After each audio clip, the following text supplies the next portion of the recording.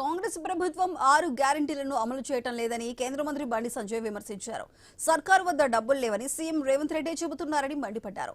మరి మున్సిపల్ ఎన్నికల్లో కాంగ్రెస్ ను గెలిపిస్తే కరీంనగర్ ను ఎలా అభివృద్ధి చేస్తారని ప్రశ్నించారు. కార్పొరేషన్ ఎన్నికల్లో బీజేపీని గెలిపిస్తే కరీంనగర్ ను మరింత అభివృద్ధి చేస్తామని హామీ ఇచ్చారు. రాష్ట్ర ముఖ్యమంత్రి అన్నాడు, నాకు తలకాయ నరికినా కూడా నా దగ్గర ఒక్క పైసా లేదని రాష్ట్ర ముఖ్యమంత్రి అన్నాడు. ఇలా కరీంనగర్ కాంగ్రెస్ పార్టీకి ఓటేస్తే ఎట్లా వస్తాయక్క పైసలు చెప్పు నాకు. దొంగ రోడ్లు పట్టుకొస్తారా?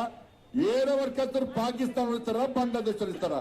మోడీ సాబ్ చెప్పిందాక, మోడీ గారు చెప్పారు, ఏ బండి సంజయ్ నువ్వు కరీంనగర్ కార్పొరేషన్ గెలిపి కరీంనగర్ ప్రజలకు చెప్పు, పువ్వు గుర్తు మీద ఓటేసి మేయర్ ను బీజేపీకి అప్పచెప్పమని చెప్పు.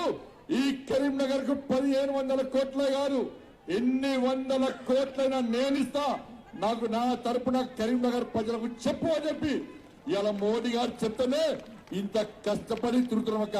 ఇలా వచ్చిన పైసలన్నీ కూడా ఢిల్లీ నుంచి వచ్చినాయి. ఢిల్లీ పైసలే ఇంటికి వచ్చినాయి. ఢిల్లీలో మన ప్రభుత్వం ఉంది, కాంగ్రెస్ వస్తే పైసలు రావు.